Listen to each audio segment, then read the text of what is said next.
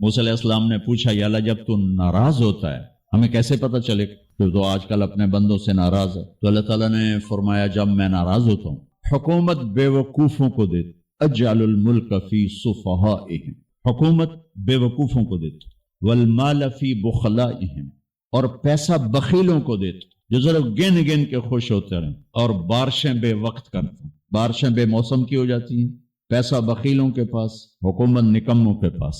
کہ اللہ جب تو راضی ہوتا ہے تو اس کی کیا نشانی؟ تو اس کی نشانی یہ ہے اجعل الملک فی حلمائہم، حکومت سمجھدار اور نیک لوگوں کو دیتا، والمال فی سمحائہم، اور پیسہ سخیوں کو دیتا ہوں، اور بارشیں وقت پہ کرتا ہوں۔ تو موسیٰ سمجھو میں اپنے بندوں سے راضی ہو چکا۔ تو اطعام الطعام میں اشارہ ہے سخی بنو، سخی بنو۔ اللہ تعالیٰ کی ایک وی آئی پی جنت ہے جس کا نام ہے جنت الفردوس۔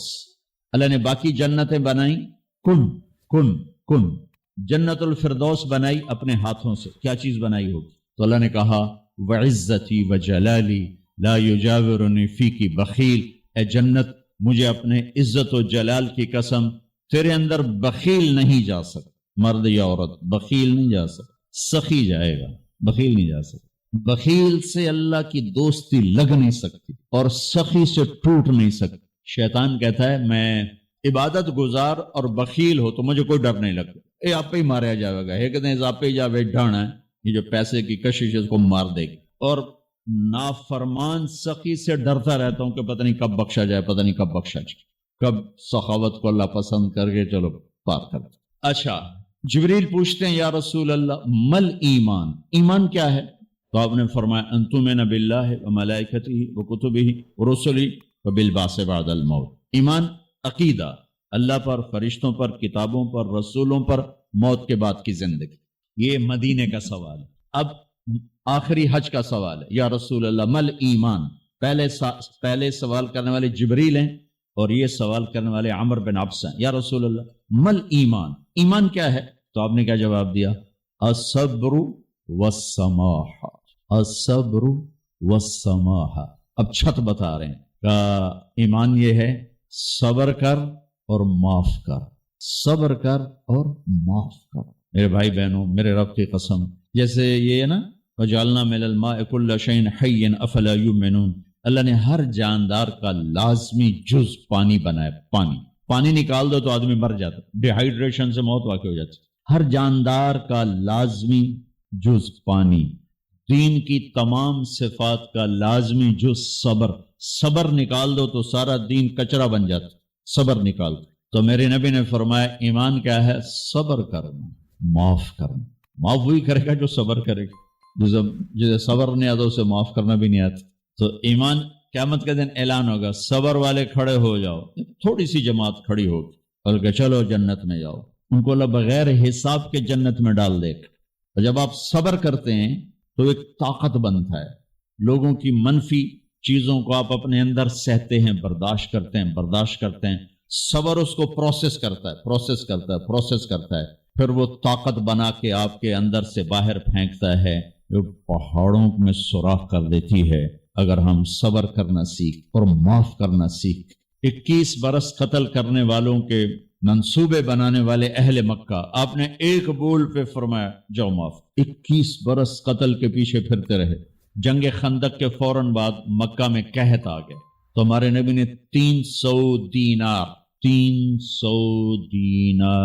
کوئی 10-15 لاکھ روپیہ بنتا ہے، آپ نے مکے میں ابو سفیان کو بھجوایا جو جنگ خندق کا سالار بن کے آیا۔ آپ نے کہا مکے والوں میں قحط ہے، ان کو کھانے کھلاؤ میری طرف سے۔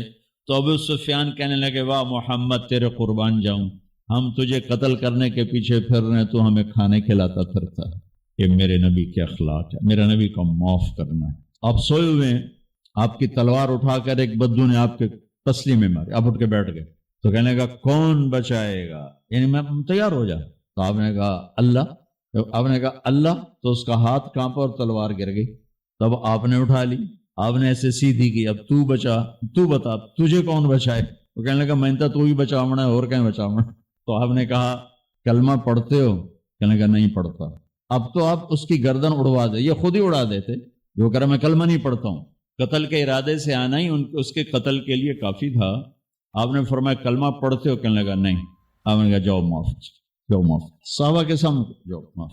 بھائیو انسان اور خطا لازمی ہے، اگر معاف کرنا نہ سیکھا تو ہم خود ہی دکھی ہو کے رہ جائیں. لوگوں کے زخم بھلا دو، اللہ پہ ڈال دو، اللہ صلہ دے گا، زندگی پرسکون ہو جائے گی. دیکھو ہم اپنے یہ کرتے پر داغ نہیں لگنے دیتے، اپنے بس سے داغ. کھانا کھانے بیٹھو نیپکن، یہ دیکھو ابھی نیپکن پڑے ہوئے ہیں، اے رکھو اگو رکھو توڑے چولے تو کوئی سالن نہ ڈھے پوے، ٹھیک یہ تو پھر بھی دھل جائے گا. لیکن یہاں داغ لگا کبھی نفرت کا، کبھی غصے کا، کبھی انتقام کا، کبھی حسد کا، کبھی بغض کا، کبھی کینے کا. انسان سب سے زیادہ اپنی ذات سے محبت کرتا ہے. یہ معمولی سے کپڑے کو داغ سے بچاتے ہو، جو سب سے قیمتی چیز ہے دل جو بادشاہ ہے، اسے بھی تو صاف ستھرا رکھو. جیسے ہم لاکھ زور لگا لیں ہم کپڑے کو میل سے نہیں بچا سکتے. لاکھ زور لگا لو، لوگوں کے منفی رویے آپ کو توڑے بغیر نہیں چھوڑیں گے. لہذا کیا کرو؟ نبی والا معاف کرو، معاف کرو، دل کو صاف کرو، دل کو صاف کرو، دل کو صاف. صبر کرو، معاف کرو. میرے نبی نے فرمایا، میرے بیٹے انس ایک بہت بڑی سنت بتاؤں، بہت بڑی سنت. داڑھی سنت ہے، پگڑی سنت ہے، سفید لباس سنت ہے. بہت بڑے کا لفظ مجھے یہی یاد ہے، ہو سکتا ہے کہیں اور بھی ہو. میرے بیٹے انس ایک بہت بڑی سنت، اگر تو یہ سنت پہ عمل کر گیا تو جنت میں میرا ساتھی ہو جائے. جو بھی کر لے، جو بھی، وہ جنت میں میرا ساتھی ہو جائے. ذالک من سنتی ومن احب سنتی فقد احبنی ومن احبنی کان معی فی الجنہ. میرا جنت کا ساتھی جو اس سنت پہ عمل کر گیا. کیا ہے یا رسول اللہ؟ یا بنی ان قدرت، اگر تو کر سکے. اشارہ ہے کم تنو اوکھا دسن لگا، سوکھا نہیں ہے. ان قدرت، اگر تو کر سکے. ان استطاعت، دو لفظات کہ بیٹے کام اوکھا ہے لیکن دیکھو تمہیں ملے گا کیا؟ جنت نہیں، جنت میں نبی کا پڑوس ملے گا. ایڈا وڈا کام تیرا نا دیکھو نا 4-5 لاکھ نالتا اتنے ہوں ایک گز نہیں لبدا تو کوئی بندہ بوجھ پا کے آج لاکھ روپے دا 2000 گز دا بنگلہ لے دیو تو اکثر پاگل خانے گھلو ہیں. جنت کا مل جانا بھی بہت بڑی بات ہے، پر جنت میں نبی کا ساتھ ملنا کوئی سوکھا کم تو نہیں ہوئے گا، ہے کری تو پسینہ آئے گا. آپ نے فرمایا بیٹھے ان قدرتا، زور لگے گا. ان تصبح و تمسیا، ساری زندگی کرنا پڑے گا، ساری زندگی کرنا پڑے گا. داڑھی تو ایک دفعہ رکھ لیا، تھوڑی صفائی ستھرائی ہے، لیکن یہ روزانہ کرنا پڑے گا، صبح شام کرنا پڑے گا، ساری زندگی کرنا پڑے گا. اور تو اس میں تھکے گا. کیا ہے؟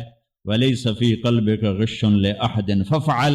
صبح شام اس دل میں کسی کی نفرت نہ آنے دینا، کسی کے لیے بغض نہ آنے دینا، کسی کا کھوٹ نہ آنے دینا، کسی سے کینہ، غش، سارے الفاظ کو اپنے اندر سمیٹے ہوئے. اور میرے نبی کی عجیب بات، لے احد، لے احد، لے احد، کسی بھی انسان، مسلمان نہیں کہا، مومن نہیں کہا، نیک آدمی، نیک عورت نہیں، کسی بھی انسان، لے احدن. آج لے احد 7 ارب انسانوں پہ بولا جا رہا ہے. میرے نبی فرما رہے ہیں میرے بیٹے دنیا کے تمام انسانوں سے دل صاف رکھنا. کیا ہوگا؟ چاہیے تو جنت میں میرا ساتھی بن جائے. تو بھائیو بہنوں، ایمان کو مکمل کرنا ہے تو صبر کرنا سیکھو، معاف کرنا سیکھو، چپ رہنا سیکھو. ساز خاموش ہیں، فریاد سے معمور ہیں. جواب دینا تو کیا مسئلہ ہے؟ طاقت چپ رہنے پہ لگ. کوئی ابھر جائے، بیٹا ابھر جائے، بیوی ابھر جائے، خامد ابھر جائے، چپ ہو جاؤ، گزار دو اس طوفان کو. واپسی میں ایمان کی وہ اللہ حلاوت مٹھاس دے گا، ساری زندگی محسوس کرتے پھرو. یہ صفت بھی معاشرے میں کوئی نہیں، نہ کوئی معاف کرنا جانتا ہے، نہ کوئی صبر کرنا جانتا ہے. تو یہ میں وہ چیزیں بتا رہا ہوں جو معاشرے میں کوئی نہیں ہے. میں اور آپ کر لیں گے تو ہماری قیمت بڑی لگ جائے. تو اسلام کی ابتدا بھی بتا دی، انتہا بھی بتا دی. ایمان کی ابتدا بھی بتا دی، انتہا بھی بتا دی. یہ شروع ہوتا ہے عبادات سے، عقائد سے، اور مکمل ہوتا ہے اخلاق پر، درگزر پر، اخلاق کی تمام صفات. کہ میرے مالک نے اس امت پر یہ فیضان فرمایا کہ اس کا قرآن بھی محفوظ ہے اور نبی پاک صلی اللہ علیہ وسلم کا فرمان بھی محفوظ ہے، آپ کی اداؤں کے ساتھ محفوظ ہے. میں ایک آپ کو مثال دیتا ہوں. اگر ہمارے نبی پاک صلی اللہ تعالی علیہ وسلم کے چلنے کا انداز کیا تھا، اگر ہمیں یہ معلوم نہ ہوتا تو کیا فرق تھا؟ کوئی جنت جہنم کا مسئلہ تو نہیں ہے نا، لیکن میں قربان جاؤں ان صحابہ پر اور ان کے شاگردوں پر، ان کے اگلے شاگردوں پر، یہاں تک کہ جنہوں نے میرے نبی کی چال بھی ہم تک پہنچائی۔ میں آپ کو ترجمہ بتا دیں، یمشی تکفیا ویقارب الخطا، آپ تھوڑا کندھے جھکا کے چلتے تھے اور پاؤں چھوٹے رکھتے تھے، کھلا پاؤں نہیں، ایسے نہیں، قریب، پاؤں چھوٹا، کندھے جھکے ہوئے، گردن آگے تھوڑی، اور چال میں تیزی، اتنی تیزی تھی کہ صحابہ کو ساتھ دوڑنا پڑتا تھا۔ آپ چونکہ آپ کے نیچے زمین سکڑتی تھی تو آپ ایسے چلتے تھے اور وہ پیچھے بھاگتے تھے۔ آپ کے دیکھنے کا ہمیں انداز معلوم نہ ہو تو کیا فرق ہے، لیکن میں قربان جاؤں جو کہہ رہے ہیں جل نظرہ الملاحظ، اب یوں دیکھتے تھے، ایسے نہیں دیکھتے تھے حیا کی وجہ سے، بلکہ یوں دیکھتے۔ کبھی کبھی ایسے ہوتا تو پھر ایسی تجلیات اور آنکھوں سے نور نکلتا کہ سارے صحابہ یوں ہو جاتے۔ صرف دو آدمی آپ کو دیکھ سکتے تھے، صرف دو، ایک ابو بکر اور ایک عمر، بس، یضحکان الیہ ویضحک الیہما، دونوں آپ کو دیکھ کے مسکراتے اور آپ ان کو دیکھ کے مسکراتے، باقی کوئی آپ کو آنکھوں میں آنکھیں ڈال کے دیکھ نہیں سکتا تھا، جنہیں آپ کی نظر شرم و حیا ایسے۔ کوئی آپ کو ادھر سے بلاتا، مفتی حامد صاحب مجھے کہیں مولوی صاحب تو میں اتنا ہی کروں گا، اس تو میرے کول بھی نہیں ہمت، مولانا ارشاد صاحب کہیں جناب مولانا صاحب، اتنی میری طاقت ہے، لیکن جب میرے نبی کو دائیں سے کوئی بلاتا تھا یا رسول اللہ، تو اب یوں نہیں کرتے، اب یوں کرتے تھے، پورا مڑتے تھے اس کی طرف، پورا سینہ سے سینہ ملاتے تھے۔ ادھر سے کسی نے کہا یا رسول اللہ، تو اب یوں نہیں کرتے، اب یوں کرتے تھے پورا۔ میں قربان جاؤں، اس موبائل نے کتنی بد اخلاقی پھیلائی ہے، ایک آدمی بات کر رہا وہ موبائل دیکھ رہا، اور خاص طور پر والدین سے کہہ رہا ہوں، اب چھوٹا بچہ آئے اور اسے تم نے توجہ نہ دی، یہ گھروں میں 99.9% بلکہ 100% ہو رہا ہے، فون پہ لگے ہوئے، چھوٹا معصوم بچہ ماں سے بات کر، وہ فون پہ لگی ہوئی، ہاں ہاں بول کیا نا، سن دی پئیاں بھوک نہیں، آپ نے ذبح کر دیا۔ عربی کا لفظ ہے توجہ فرمائیں، یہ لفظ عربی کا توجہ فرمائیں کا مطلب ہے، یہ توجہ کی تا ہٹاؤ تو نیچے اس سے وجہ نکلتا ہے، وجہ چہرے کو کہتے ہیں۔ توجہ فرمائیں کا مطلب ہے بوتھا شریف میرے آل کر، میری طرف چہرہ کر کے بات کر۔ میرے نبی جب کسی سے بات کرتے تھے سینہ بھی اس کو دیتے تھے، چہرہ بھی اس کو دیتے تھے۔ جب آپ غمگین ہوتے تھے کیا کرتے تھے؟ اب داڑھی پکڑ کے یوں بیٹھ جاتے تھے، یہاں ٹیک، اس کو نیچے، اور یوں پکڑو، تھوڑی دیر کے بعد سر پہ ہاتھ پھیرتے اور پھر یوں فرماتے۔ یہ میرے نبی کے غم کی نشانی تھی، آپ کسی دکھ میں ہیں، کسی غم میں ہیں، سبحان اللہ۔ جب آپ کسی کو بلاتے تھے تو ایسے نہیں کرتے تھے، ایسے کرتے تھے، پورے ہاتھ کے اشارے سے، ایسے انگلی اٹھانا عیب ہے، یوں کرتے تھے۔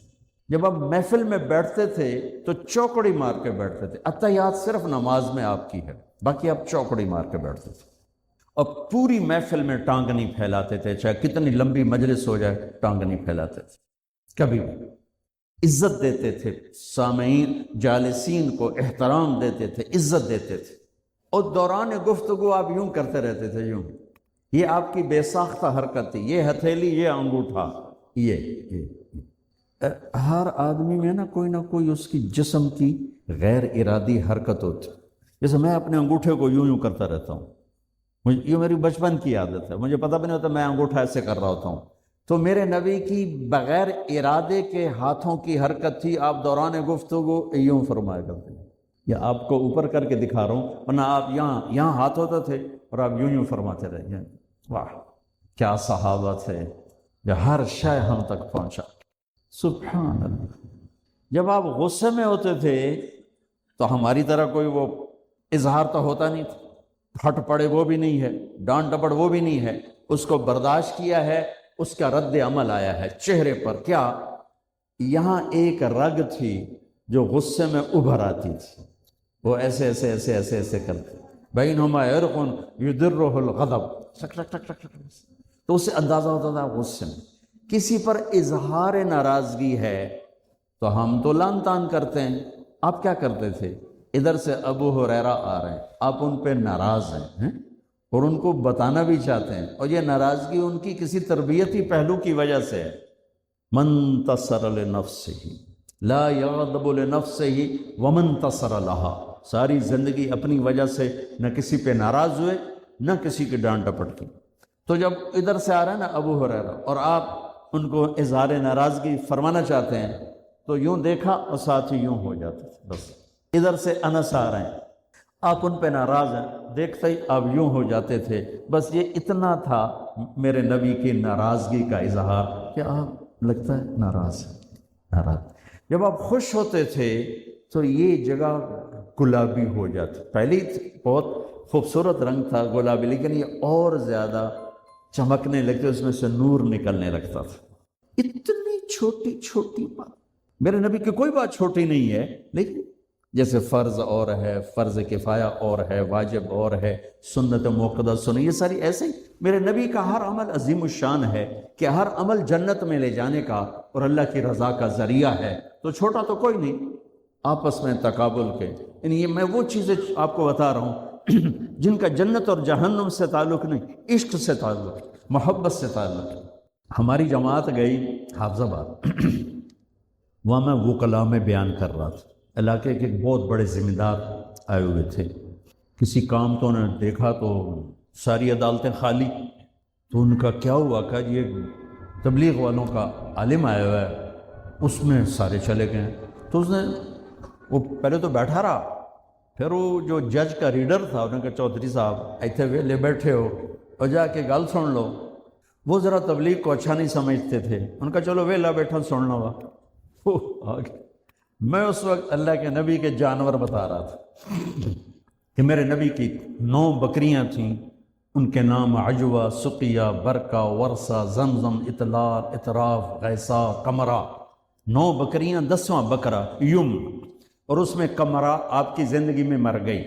یہ احسان عظیم ہے ان ہستیوں کا جو واقعی اس قابل تھے کہ اللہ نے کہا رضی اللہ عنہ، جاؤ میں راضی ہو گیا، جو مرضی کرو میں راضی ہو گیا.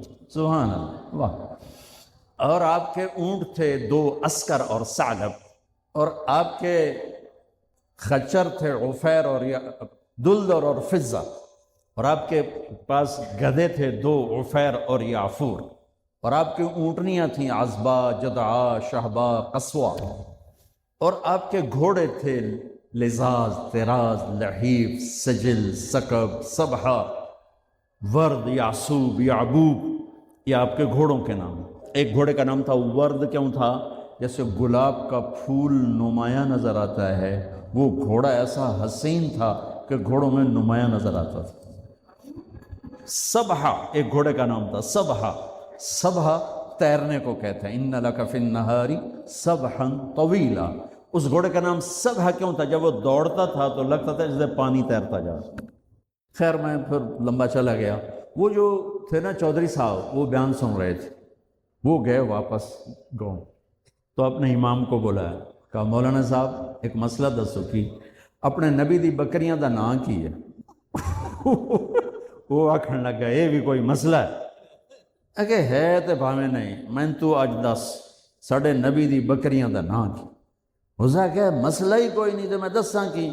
اسا کہ تو اج تک مینوں پٹی پڑھائی ہے کہ اے نبی نو نہیں مندے تے اے نبی دے گستاخ ہیں. میں ہنے انہاں دے مولوی دی تقریر سنی ہے، او تا نبی دی بکریاں نو مندے تو انا نبی نو نہیں مندے. ہن تو جماعتاں نو روکیا میں تینوں کھلے پھرے سا. پھر وہ ہماری جماعت پوری کو لے گیا اپنے گاؤں، نے 15-20 ہزار آدمی اکٹھا کیا، میرا بیان کروایا ہوا، کھانا ہوا. تو میں قربان جاؤں، آپ اسی سلسلے کی کڑی چل رہے جنہوں نے نبی کے علم کو لیا، آگے دیا، پھر آگے دیا، پھر آگے دیا. دنیا بنانے سے 1000 سال پہلے سورہ یاسین پڑھی. دنیا کو بنے ہوئے کتنے سال ہوئے ہیں؟ یہ سائنسدانوں کی بات ہے، 25 سے 30 ارب سال ہوئے. اسی کوئی ہم صحیح مانتے ہیں چونکہ ہمارے پاس بھی کوئی اور ایسا ثبوت نہیں ہے. تو 25 سے 30 ارب سال سے یہ کائنات بنی.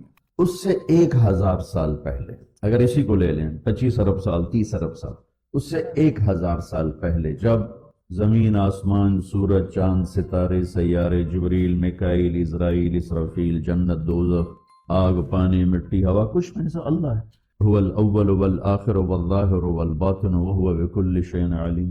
تو اب سورہ یاسین شروع کیسے ہوتی ہے؟ سورہ یاسین کو قرآن کا دل کہا جاتا ہے، دل نکال دو تو آدمی ختم ہو جاتا ہے۔ سورہ یاسین کو قرآن کا دل کیوں کہا جاتا ہے؟ صرف پہلی 3 سطروں کی وجہ سے، پہلی 3 سطروں کی وجہ، کیونکہ یہ پہلی 3 سطروں کا جو مضمون ہے پورے قرآن میں اور کہیں بھی نہیں ہے، صرف یہی ہے۔ اگلی ساری سورہ یاسین اور باقی قرآن ایک جیسا ہی ہے، وہی احکام ہے، وہی حلال حرام۔ ایک حدیث اور سناتا ہوں پھر یہ میری بات اور واضح ہو جائے گی۔ میرے نبی نے فرمایا، میرے اللہ نے میرے 10 نام رکھے، جس سے پیار ہوتا ہے نا اس کو آدمی کئی ناموں سے پکارتا ہے۔ جیسے ماں چھوٹے بچے کو کبھی لال کہتی ہے، کبھی پھول کہتی ہے، کبھی مکھن کہتی ہے، کبھی پیڑا کہتی ہے، تو وہ محبت زیادہ ہوتی ہے تو صرف اسلم کہنے سے وہ محبت پوری نہیں ہوتی، تو پھر اس کو کئی نام دیتی ہے، مختلف نام دیتی۔ تو میرے نبی نے کہا میرے اللہ نے میرے 10 نام رکھے، میں محمد، احمد، ماحی، حاشر، عاقب، فاتح، خاتم، ابو القاسم، طہ، یاسین۔ یاسین میری بات ذہن میں رہے گی، یاسین ٹھیک میرے نبی کا نام ہے، طہ میرے نبی کا نام ہے، یاسین۔ اس کے علاوہ مزمل، مدثر، شاہد، مبشر، نذیر، داعی اللہ، سراج منیر، عزیز، حریص، رؤوف، رحیم، رحمت للعالمین، بشیر و نذیر، یہ سب قرآن پاک میں نام ہیں جو میرے نبی کو اللہ تعالیٰ نے عطا فرمائے۔ اس میں ایک نام ہے یاسین۔ اب زمین آسمان بنے نہیں، اس سے 1000 سال پہلے میرا اللہ یوں کہہ رہا ہے یاسین، میرا نبی کا نام ہے یاسین والقرآن الحکیم انک لمن المرسلین۔ یاسین مجھے قرآن حکیم کی قسم آپ میرے رسول ہیں۔ کوئی سامنے کھڑا ہوا ہے، موجود ہے، اگر کوئی سامنے نہ ہو اور صرف خبر دی جائے کہ ایک میرے رسول آنے والے ہیں، پھر قرآن ہوتا یاسین والقرآن الحکیم انہو لمن المرسلین۔ وہ ایک آئے گا، وہ میرا رسول ہے، وہ آ چکا ہے، وہ سامنے ہے، اور اللہ ان کو دیکھ کے کہہ رہے ہیں انکا لمن المرسلین، آپ میرے عالی شان رسول ہیں، علی صراط مستقیم، اور آپ سیدھے راستے پر ہیں۔ یہ 3 جملے ہیں جو قرآن کا دل بنا رہے ہیں سورہ یاسین کو، کیونکہ رسالت نکال دو تو پیچھے تو کفر ہی کفر۔ تو اس ہستی کو وجود بخشا جسے سب سے زیادہ پیار کیا۔ جب آدم علیہ السلام اور اماں جان کا نکاح ہوا جنت میں حوا علیہ السلام، تو اللہ تعالیٰ نے فرمایا کہ آدم اپنی بیگم کو مہر ادا کرو۔ مہر اس وقت سے چلا، تو انہوں نے پوچھا کیا مہر ادا کروں؟ تو اللہ تعالیٰ نے فرمایا کہ تیری نسل میں میرا آخری نبی آنے والا ہے، اس پہ ایک دفعہ درود شریف پڑھ دو، یہی اس کا مہر۔ یہ تیری بیگم کا مہر ہے کہ میرے محبوب پہ ایک دفعہ درود پڑھ دے، بس یہ مہر ہے۔ تو آدم علیہ السلام بھی سوچ میں پڑ گئے کہ یہ کون ہے جو میری نسل میں ہے اور مجھے اس پہ درود پڑھنے کا حکم دیا جا رہا۔ یہ ہمارے اوپر اللہ کا احسان ہوا کہ اس نے ہمیں ایک عالی شان نبی کا امتی بنایا۔ سب کی نبوت آئی اور چلی گئی، آئی اور چلی گئی، آئی اور چلی گئی۔ یہ جو ڈی پی او ہے، ڈی سی او ہے، آتا ہے، اس کی نیم پلیٹ لگتی ہے، کہ وہ اس کا ٹرانسفر ہوتا ہے تو نئی پلیٹ لگ جاتی ہے۔ آپ معراج پہ تھے، اللہ سے بات کر رہے تھے کہ یا اللہ، آپ نے ابراہیم علیہ السلام کو خلیل بنایا، موسیٰ علیہ السلام کو کلیم بنایا، داؤد علیہ السلام کو لوہا نرم کر کے دیا، سلیمان علیہ السلام کو ہوا تابع کر کے دی، عیسیٰ علیہ السلام کو مردے زندہ کرنے کا معجزہ دیا، میرے لیے کیا ہے؟ فماذا جعلت لی؟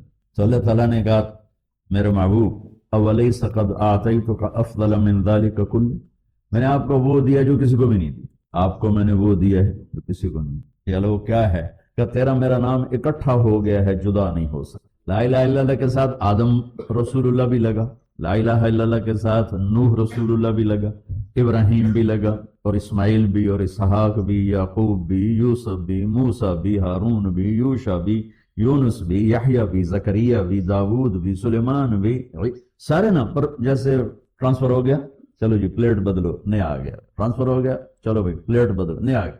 اللہ نے کہا میرے محبوب یہ جو میں نے اپنے نام کے ساتھ تیرا نام جوڑا ہے نا، اسے قیامت کا دھماکہ بھی نہیں جدا کر سکے۔ لا الہ الا اللہ محمد رسول۔